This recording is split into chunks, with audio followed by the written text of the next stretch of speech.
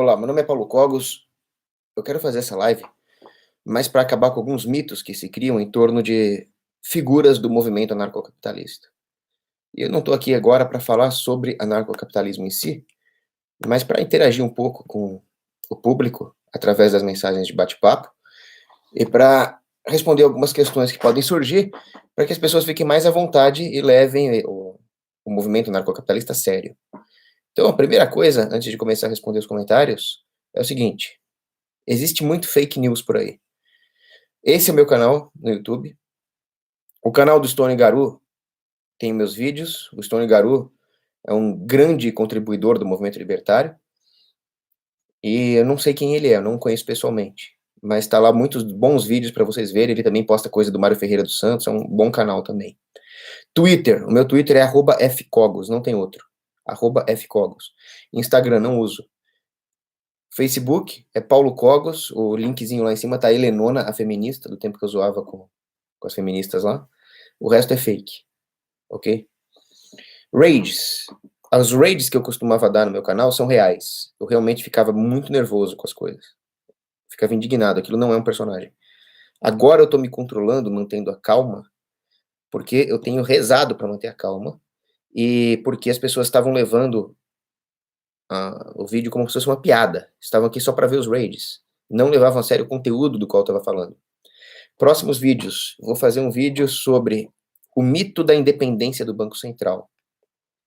Vou explicar por que não existe um Banco Central independente e por que ele não faria sentido mesmo se existisse. O que o Banco Central tem que acontecer com ele é aboli-lo completamente.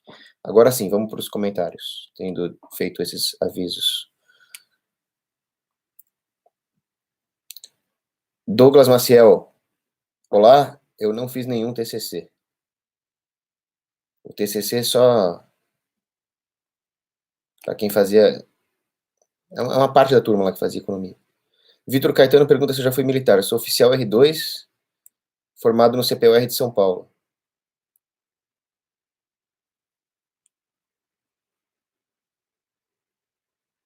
Tá. Eu prefiro que não tenha perguntas de temas políticos. Aqui é mais para falar sobre amenidades mesmo. Mais para interagir com a plateia. Mas se estão perguntando o que eu acho do PNA, o princípio da não agressão, ele é uma boa linha guia, mas ele não é absoluto. O princípio da agressão não é absoluto, porque se ele fosse absoluto, seria impossível criar uma sociedade. Eu não gosto do David Friedman, porque ele é utilitarista, ele vai para o outro extremo. Mas ele escreve que numa sociedade que tivesse o PNA como um princípio absoluto, seria impossível qualquer tipo de interação social, porque tudo poderia ser encarado como uma agressão. Então, a única coisa capaz de guiar uma civilização dentro de princípios razoáveis é a moralidade absoluta. O PNA é uma excelente linha guia para estabelecer padrões morais, mas não é absoluto. Isso o Herbert Spencer fala. Senão, imagina, seria impossível uma viagem de avião. Ah, o avião passou em cima da minha casa, a probabilidade dele cair em cima da minha casa existe, então não pode ter viagem de avião. Seria uma loucura. Por reductio ad absurdum, valendo-se do nosso senso moral, não dá para ter uma sociedade baseada em PNA. Mas dá para ter uma sociedade pesadamente baseada em propriedade privada. Aliás, é a única forma de fazer uma sociedade. Então, o Fernando Ferrari aqui está perguntando a diferença entre PNA e propriedade privada. O princípio da não agressão inclui a propriedade privada. Mas a propriedade privada também não é absoluta, pelos mesmos motivos que eu já expliquei aqui. Existirão situações em que a propriedade privada deve ser, sim, violada por motivos morais. Exemplo, preciso furtar uma moto para evitar um atentado terrorista. Claro que o correto a se fazer é furtar essa moto. Deixa eu ver se tem mais alguma coisa. Fumar maconha, o Jorjões aqui pergunta, fumar maconha é pecado? Se você está fazendo mal para sua saúde, você está violando o corpo que Deus te deu. Agora, utilização medicinal, claro que não é pecado. O símbolo da medicina é um cálice com uma cobrinha, mostrando que o veneno tem a sua dose terapêutica, muito abaixo da sua dose tóxica. Então, as substâncias estão aí para nós usarmos de maneira ordenada. Se a maconha tem propriedades terapêuticas, que usem. O que você não pode, o que é pecado, né, é usar a maconha de forma desordenada, só para ter prazer. Isso é gula, isso é hedonismo. Não tenho absolutamente nada contra a utilização medicinal. E se o cara quiser se entupir de maconha também, ninguém tem que proibir o cara de fazer isso. Cachorro ou gato? Óbvio que gato. O gato é um animal com o qual você interage intelectualmente. O Charles Bukowski escreveu um livro só sobre a interação dele com gatos. E o Charles Bukowski era um grande intelectual. O cachorro não. O cachorro ele responde a estímulos. É uma... Ele está abaixo num patamar evolutivo, ele está abaixo do gato. O gato é muito superior. O Ernest Hemingway, ele tinha 70 e poucos gatos. Eu visitei a casa do Hemingway lá em Key West, e os descendentes do gato estão lá até hoje, um monte de gato. Cada um com o nome de um artista. E eles se comportam, tanto que os curadores do Museu Hemingway deixam os gatos ficarem lá, porque eles fazem parte do museu. Eles são comportados. Se fosse cachorro, eu já teria rasgado tudo. Então o gato é muito mais elevado. A interação com o gato é mais difícil, ela é mais desafiadora, mas ela é mais gratificante. Porque se você conseguir lidar bem com o gato, você tem grandes méritos. Eu tinha um gato, o nome dele era Gizmo, por causa do gremlin bonzinho lá, que chamava Gizmo. Ele morreu aos 11 anos de idade, em 2008. Eu gostava muito dele. Mesmo assim, eu reconheço que o Gizmo não era um sujeito de direito. Ele era minha propriedade privada. Os Jogos Variados perguntam o que eu acho da exploração espacial. Olha só. Eu não tenho nada intrinsecamente contra a exploração espacial, desde que ela seja feita com dinheiro privado. A exploração espacial, como ela foi feita, sempre com dinheiro do governo, ela servia tanto para lavagem de dinheiro psicológica, ou seja, para a população achar que valia a pena pagar impostos por puro ufanismo espacial, que eu chamo, quanto para mascarar projetos militares de espionagem. Então, vamos lançar um satélite para explorar o espaço. É claro que era um satélite de espionagem. Então, eu nem acredito que o homem foi à Lua. Também não vou falar que não foi, porque eu não tenho conhecimento técnico, científico suficiente para ter uma opinião categórica sobre se o homem foi à Lua ou não. Mas essa questão, no final, é menos relevante do que o fato de que as missões Apollo, a NASA, o diabo, foram financiados com dinheiro roubado do povo. Então, quando vem a dona Maricota, que não sabe nada, e fala, ai, estão gastando dinheiro para ir até a Lua quando tem gente passando fome, por incrível que pareça, a dona Maricota está certa. Dentro da sua simplicidade, ela está certa. Quando o dinheiro sai das mãos privadas e vai parar na mão do governo, é dinheiro do pobre, é dinheiro do miserável, é dinheiro do faminto, que nós estamos gastando com brinquedinhos espaciais, e eu sou considerado infantil, com meu cabelo desarrumado. O pessoal fala, você é um crianção, Cogos. Crianção? Crianção é quem pega dinheiro de projetos econômicos reais, de empresários, de empregadores, e gasta com aventuras espaciais. Isso é infantilidade. Aí os caras falam, mas e a tecnologia espacial? Olha, tem um artigo do Lew Rockwell, onde ele mostra que o único grande feito tecnológico da NASA foi o sorvete em pó. Quer dizer, trilhões de dólares para o único grande avanço tecnológico dos caras ser um sorvete em pó. Agora, aquilo que o Bastiat fala, né? O que não se vê. O que poderia ter sido produzido na sociedade se o governo não tivesse arrancado esse dinheiro do povo? Quanto ao fato do homem ter ido à Lua, tem vários sites de teoria da conspiração aí falando se foi, se não foi. Não entendo disso. Eu acho muito provável que ele não tenha ido, porque faz mais sentido, na vara de Oca mesmo, uma explicação mais simples, faz mais sentido que o governo tenha forjado tudo isso e gasto o dinheiro para espionar os soviéticos. Era o que eu faria se eu fosse o governo. Os soviéticos, por sua vez, tinham na corrida espacial e armamentista com os Estados Unidos a grande desculpa para manter o comunismo. O povo não tinha onde fazer cocô, mas nós temos uma corrida espacial e armamentista com os americanos imperialistas.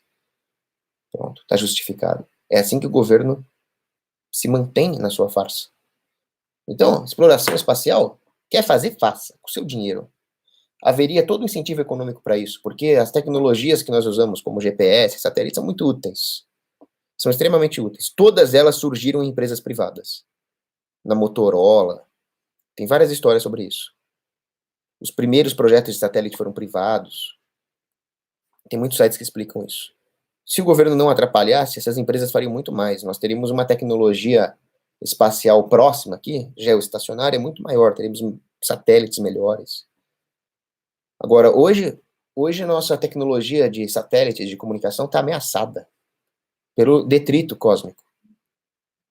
Porque, sendo o espaço orbital governamental, regulado por órgãos governamentais, ele sofre a tragédia dos comuns. Então, cada um faz o que quiser ali e tem um monte de lixo orbitando que está destruindo satélites. E quando esses satélites são destruídos, eles geram mais detritos. Então, a coisa fica exponencial. É possível que no futuro próximo nós tenhamos sérios problemas de telecomunicações. Então, o que tinha que fazer? Tinha que privatizar o espaço orbital. Tinha que ter agências reguladoras privadas para gerir o espaço orbital. E assim soluções privadas surgiriam. Então, exploração espacial, se for economicamente útil. Se não for economicamente útil, não tem que fazer. Oi, Bob tá perguntando se eu tô namorando. Não, na verdade, eu nunca namorei. Eu nem estou namorando. Augusto Sens pergunta se eu sou etnicamente judeu. Metade. Meu pai, ele veio da... A família do meu pai, né, meu avô, ele veio daquela região entre a Romênia e a Moldávia, pegando um pouco da Transilvânia. E ali existia um gueto judeu. É uma família judaica. A família do meu pai é judia mesmo. Eu tenho até primo que está nas forças de defesa de Israel. Agora, o outro lado, o lado da minha mãe, é tudo católico. Eu sou católico, mas eu tenho metade de ascendência judaica. Sobre o debate com o FOR, vai ter. O FOR está precisando apanhar, ele está precisando de um corretivo.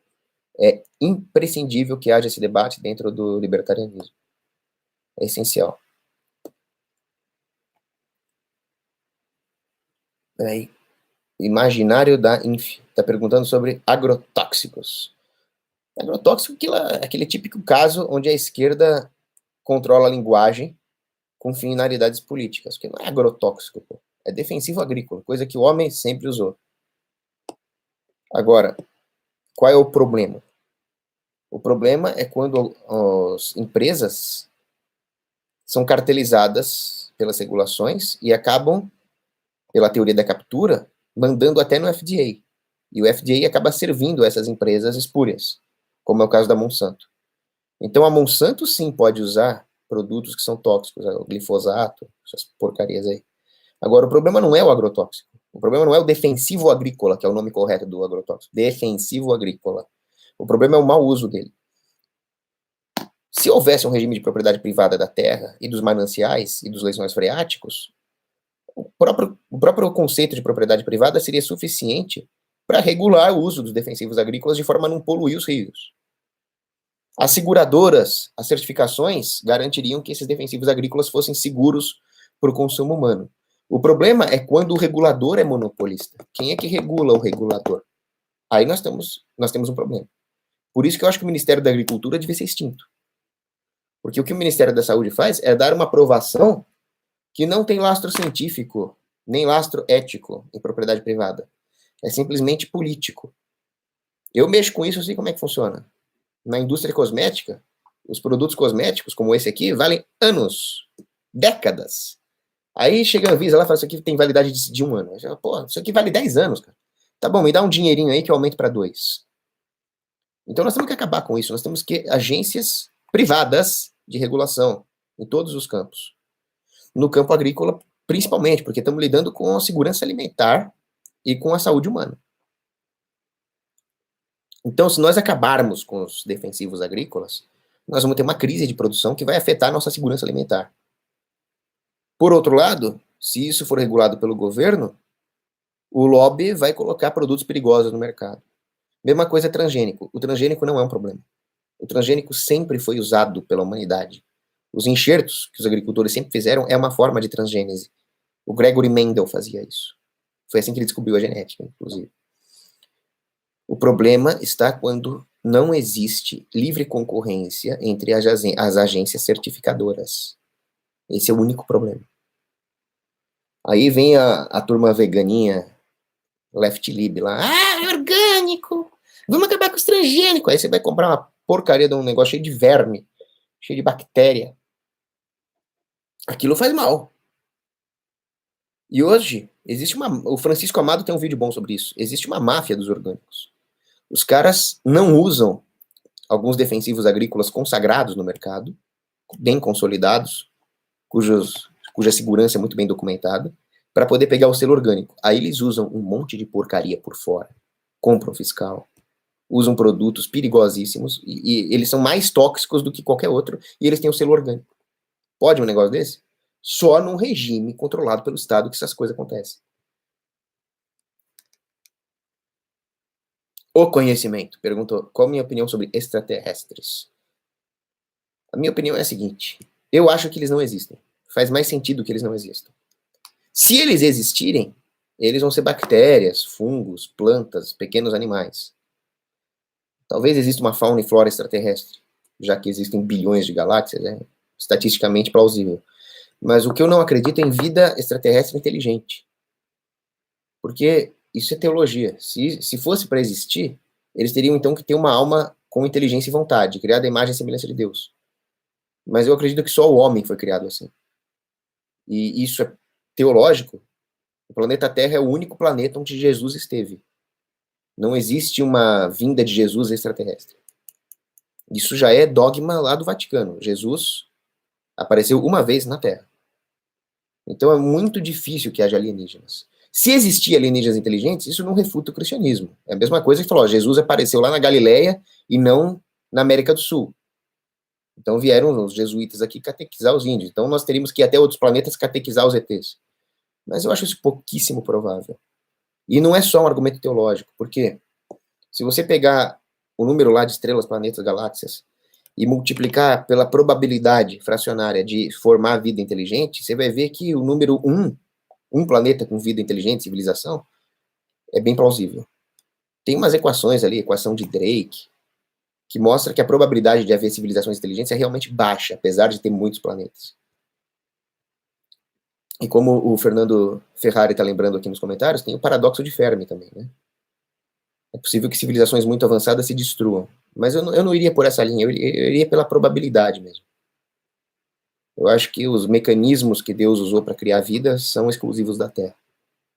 Aí tem aqueles caras que falam que tem... Isso é uma coisa importante para ser falado, ó. Os caras falam, na área 51 tem ET, o governo tem acordo com os ET, tecnologia alienígena para fazer arma. Isso aí, sabe para que serve isso? Isso aí tem duas funções na sociedade. A primeira é desqualificar as teorias da conspiração verdadeiras. Que quando eu falo que existem os Illuminati, existe um plano para ter um governo mundial, existe a nova ordem mundial, os caras falam que eu sou conspirador. Aí vem um desgraçado e começa a falar em reptilianos, em ET dentro da área 51, aí o cara fala tanta bosta que ele começa a desqualificar toda a teoria da conspiração, até aquela que é real. Essa é a primeira função desses caras. A segunda é emprestar ao governo uma dignidade que eles não têm. O governo é só um bando de gangsters, um bando de ladrões com um bom departamento de marketing, só isso. A hora que você começa a falar que os caras têm acordo com alienígena, parece que eles são grande coisa. E eles não são, eles são só uma gangue. Então não tem acordo com alienígena, não tem alienígena. Se tiver, ele tá a trilhões de anos-luz daqui. Esquece isso. Nós não temos que nos preocupar com ETs, temos que nos preocupar com a Terra. Aí tem um cara, o Mr. Robot tá perguntando sobre teorias teológicas que ETs seriam demônios. Não, é mais assustador. O demônio tá aqui na Terra mesmo, rondando por aí.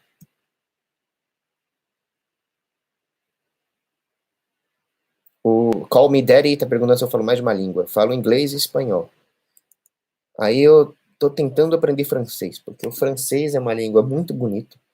Durante muito tempo ele foi a língua internacional da diplomacia, e ele ainda é a língua por excelência das ciências humanas. Existem muitos bons trabalhos escritos em francês. Além disso, a literatura, a poesia francesa são espetaculares. Então, eu queria muito aprender francês. O problema é que eu não tenho facilidade com línguas. Eu também não tenho grandes dificuldades como eu tenho com informática, né? Mas não é minha especialidade. Agora, inglês, espanhol, francês, acho que tá mais que bom, não precisa aprender mais que isso. Se eu tivesse 500 anos de expectativa de vida, aí eu aprendia outras. Network Rulers, obrigado.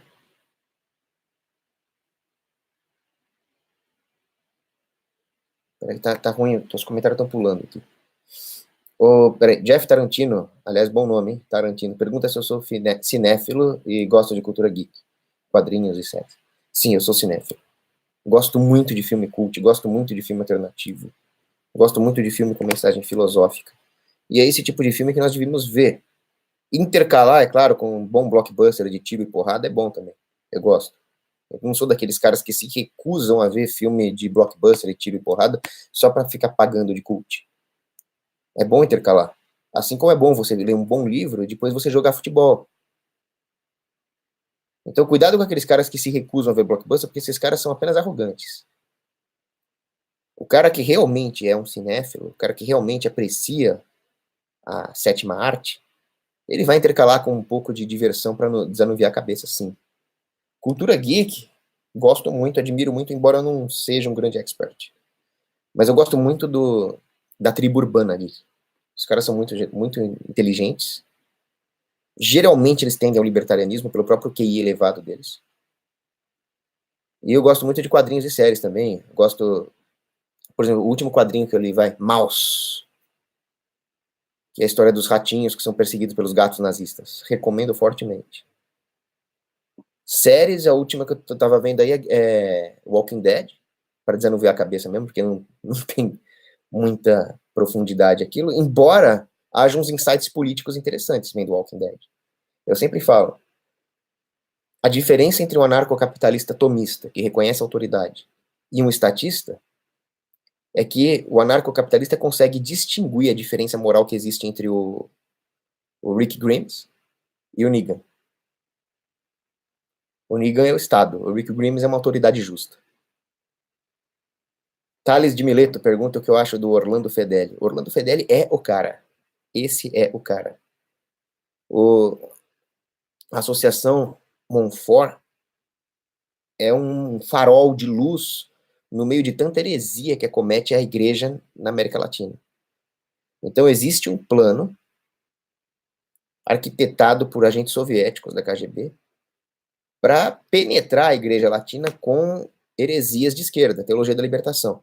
Eles viram que como a cristandade latina é muito sólida, era muito difícil fazer conosco o que eles fizeram com países protestantes, como a Suécia, a Alemanha, a Inglaterra. Era muito difícil introduzir a degeneração social na América Latina, a não ser que eles degenerassem a própria teologia. E aí foi o papel da teologia da libertação. O Fidel Castro foi um grande propagador da teologia da libertação, justamente para subjugar os povos latinos e fazê-los vulneráveis às ideias comunistas. Então, a Associação Monfort, o professor Fedeli, eles são muito importantes para resgatar o verdadeiro cristianismo e combater esse tipo de heresia. Mais do que nunca, hoje nós precisamos de gente combatendo heresia. Por isso que eu recomendo a Associação Monfort. Os caras são sólidos. Eles são excelentes. A escola deles é a única escola onde eu recomendaria que um pai colocasse o filho. A Catamarã também, vai. Mas o melhor é a Monfort. O professor Fedeli, tenho certeza que um cara desse está no céu pela contribuição que ele deu para a humanidade. Gosto muito deles.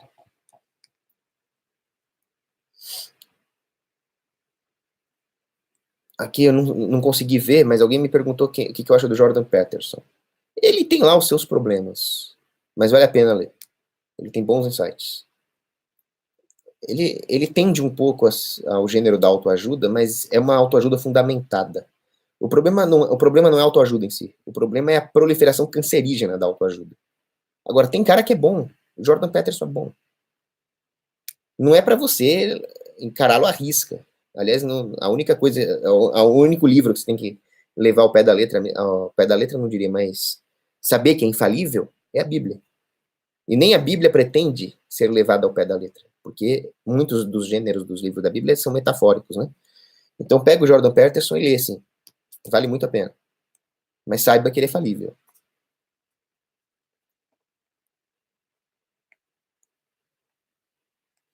O Bruno está perguntando o seguinte, o Bruno diz, sou católico, como você justifica a posição em meter bala nos ministros do Supremo que estão em comunhão com a doutrina da igreja? Ora, se um cara vier me assaltar, ele pode até não cometer nenhum erro doutrinário e saber até que está em pecado ao me assaltar, mas é legítima defesa, eu vou matar o assaltante. O STF é uma ameaça para a nossa liberdade, tem que ser fechado. Se o ministro está em comunhão ou não, é um problema dele com Deus, mas a sociedade tem que se defender dessas instituições. A legítima defesa da sociedade contra as instituições que estão no poder é um dos pilares da filosofia escolástica tardia. Aspicquelta, Juan de Mariana, todos esses caras diziam isso. E isso foi herdado pelo liberalismo clássico. Infelizmente, o liberalismo clássico já começa relativizando a realidade, porque ele é fruto do nominalismo, e aí ele desemboca em aberrações como o MBL, que idolatram o governo e se dizem liberais. Eles não conseguem nem ser liberais clássicos, quanto mais reais defensores da liberdade. Pessoal, eu vou pedir desculpa para vocês, porque tem tanto comentário que eu estou pulando muito. Deve ter perguntas excelentes que não dá para ler. Tá muito louco a barra de comentários.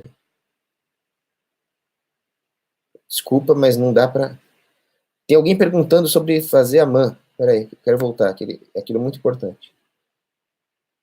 O João Rural pergunta se cursar a MAN é aceitável para um libertário. Olha, não é proibido. Não é contrário à ética libertária você cursar a Academia Militar das Agulhas Negras, tá ok? Lá em Resende. Ou a Escola Naval, ou a Academia da Força Aérea, ou a Academia de Polícia. O problema é que eu contra-recomendo como uma estratégia libertária. A não ser que você tenha um plano muito claro na sua cabeça. Pelo seguinte, cursar a MAN é útil. Porque eles têm uma boa formação, não é nenhum ITA, mas eles têm uma boa formação nas ciências exatas, e você vai ter uma boa formação militar. Na MAN você vai aprender táticas, técnicas de combate, emprego tático, armamento, munição e tiro. Isso é útil. O certo seria que todos os cidadãos pudessem aprender isso, não só os cadetes. O certo é que houvesse academias militares privadas para que todo mundo que quisesse aprendesse esse tipo de coisa. Ó, toda essa prateleira aqui, são 2 camadas, é só sobre ciências militares. Eu estudo muito isso. Porque é muito importante que a sociedade tome para si a responsabilidade de fazer a própria defesa. O cidadão não pode terceirizar isso. Senão ele é, por definição, vulnerável. Então, se você quiser cursar a MAN para aprender essas coisas, acho válido. O problema é depois. Quando você se formar na MAN, você vai para a tropa. Você vai para um quartel. E aí você vai servir o Estado. É possível que você não faça nada demais. Você vai fazer uma operação, se aperfeiçoar, aprender guerra na selva. Até aí tudo bem. Mas e se o exército mandar você fazer alguma coisa que é claramente antiética? Como, por exemplo, campanha de desarmamento que o exército faz. E se o exército mandar você lá para o Morro do Alemão para ficar cheirando mão de maconheiro? Para ficar conferindo documento de cidadão inocente? Aí você vai ser um criminoso. E pela sua própria existência, fardado, você representa o Estado. Você representa uma ameaça a todos aqueles que quiserem se libertar do jugo do Estado brasileiro. Se ninguém se alistasse, se ninguém entrasse na MAN, se ninguém entrasse na escola de sargentos, o exército brasileiro acabava. E aí haveria uma enorme pressão para que houvesse formação militar no nível local, dos estados e dos municípios, que é a chave para a liberdade. Então, o ideal seria que ninguém entrasse na MAN. O ideal seria que ninguém se alistasse. E que nós pudéssemos aprender aquilo que nós temos que aprender em termos de artes bélicas, privadamente ou localmente. Na pior das hipóteses, localmente. Uma vez eu tive uma discussão com o Walter Bloch sobre isso. Eu estava discutindo com o Walter Bloch lá no Mises, falando assim, Walter Bloch, imagina a situação hipotética onde um cara entrasse no exército nazista como um Lagerkommandant, um comandante de campo de concentração. E o objetivo dele fosse matar menos judeus. Ele gosta dos judeus. Ele vai entrar como um Lagerkommandant para tentar ser corrupto ali. Corrupção é bom. E se um campo de concentração tinha uma cota de matar 100 judeus por mês, ele vai entrar lá para dar uma miguelada lá e matar 80 judeus por mês. Ele está salvando, então, 20 judeus por mês. Só que se ele não matar nenhum judeu, vão descobri-lo e vão executá-lo. Então ele tem que manter algumas aparências ali. Por isso ele tem que matar 80. Mas pelo menos ele não está matando 100. Esse cara teria que ser julgado e punido? Aí eu fiquei um tempão com o Walter Bloch discutindo isso. E eu diria que sim, ele tem que ser punido pela morte dos 80 judeus. É ético que ele seja punido por isso. Porque a obrigação do ser humano é não matar nenhum judeu. Se ele vai adotar essa estratégia de matar menos judeus, ele tem que, se ele quer ser um herói, ele tem que ser um herói completo. Inclusive, arriscando-se a pagar pela morte dos 80 judeus que ele objetivamente matou. Porque se ninguém aceitasse o cargo de Lagerkommandant, não morreria nenhum judeu. No momento em que alguém aceita, morrerão judeus. E ele aceitou o cargo, ainda que fosse para matar menos. Se todos adotassem a postura ética para si objetivamente, acabava esse morticínio. Se ele adotou uma postura estratégica, ele pode até ter a sua consciência, na sua consciência moral, feito certo. Mas se nós relativizarmos a ética, nós estamos prejudicando a luta estratégica de longo prazo. Estrategicamente não faz sentido. Então, mesmo tendo em vista um argumento puramente estratégico, um cara que faz isso tem que ser punido. Então, se você vai entrar na MAN, tudo bem. Você pode estar agindo moralmente, aprendendo as artes bélicas para defender a sua família. Mas você é, para todos os efeitos, um membro do Estado. Com todas as implicações éticas que isso significa. Então, pondere muito bem essa questão. Eu mesmo fiz CPOR. Eu era um braço armado do Estado. Agora, eu me recusaria a seguir uma ordem justa. Se o meu comandante mandasse eu atirar num maconheiro, eu não atiraria. Mas a minha figura tá lá, ameaçando o maconheiro. Né? Tem que levar isso em conta. Não pratico yoga. Nunca pratiquei. Isso é mentira do Guga Chakra. Senhor doutor, professor, mestre, generalíssimo, imperador, comente sobre a Opus Dei. A Opus Dei, como o próprio nome diz, é uma obra de Deus. Ela foi criada por São José Maria Escrivá e ela tem como a sua grande base a ideia de santificar a vida cotidiana, santificar o trabalho, santificar a família, santificar o sacerdócio. Então, a ideia da Opus Dei é a ideia de que todos são chamados à santidade, por menor que seja o trabalho que você faça. Um dos adeptos da Opus Dei, lá na Espanha, era um operário que falou, olha, que grande é o meu Deus. Porque ele me dá a possibilidade de me santificar numa atividade pequena, como apertar um parafuso lá na fábrica onde eu trabalho. Então, eu acho lindo isso. E a doutrina da Opus Dei é muito sólida. Esse preconceito que o pessoal tem com a Opus Dei, achando que é alguma coisa mística, iniciática, mentira. É a coisa mais singela que você pode imaginar. Santificar a vida simples e cotidiana. Muito bom.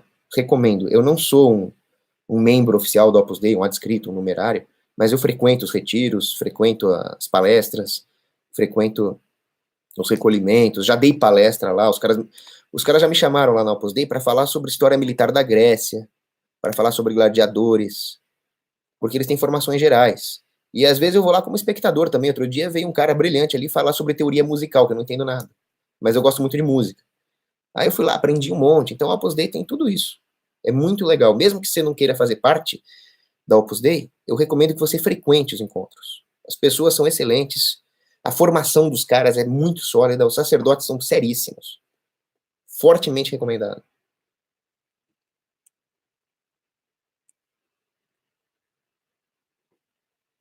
Olha aqui uma pergunta genial. Danilo Ribeiro. Você não acha que o termo anarcocapitalismo, caramba, é uma hora, tem que ir embora. Olha, eu vou fazer um negócio desse aqui, mais ou menos uma vez por trimestre, uma vez a cada 2 meses, porque eu gostei, o pessoal interagiu bem, só que eu tenho que ir embora, o tempo urge. Vou responder a última pergunta aqui do Danilo Ribeiro. Você não acha que o termo anarcocapitalismo joga contra o seu próprio significado, já que esse negar quer? Olha, a direita sempre foi péssima de marketing, porque a direita, e ela faz muito bem, ela busca a verdade. Ela não está preocupada com marketing. Só que nesse processo ela esquece que o marketing é importante. O termo anarco não se for para relativizar a verdade, mas para fazer com que mais pessoas alcancem essa verdade, o marketing é importante. O marketing não é intrinsecamente mal. Aliás, eu acho que não existe nada intrinsecamente mal no universo. Existe mau uso. Até o capeta tem a sua utilidade. Agora, a pergunta. O anarcocapitalismo realmente é um termo horroroso. É o pior termo que podia haver, porque anarco desagrada os conservadores. Capitalismo desagrada a esquerdagem. Como é que você vai trazer alguém com esse termo? O termo capitalismo, inclusive, é um termo ruim que já foi mal popularizado pelo Marx, que deu a entender que capitalismo seria uma ditadura corporativa, que esmaga o campesinato e o proletariado. Então, as críticas que o Marx faz ao capitalismo são corretas, desde que ele estivesse falando do corporativismo, não do livre mercado.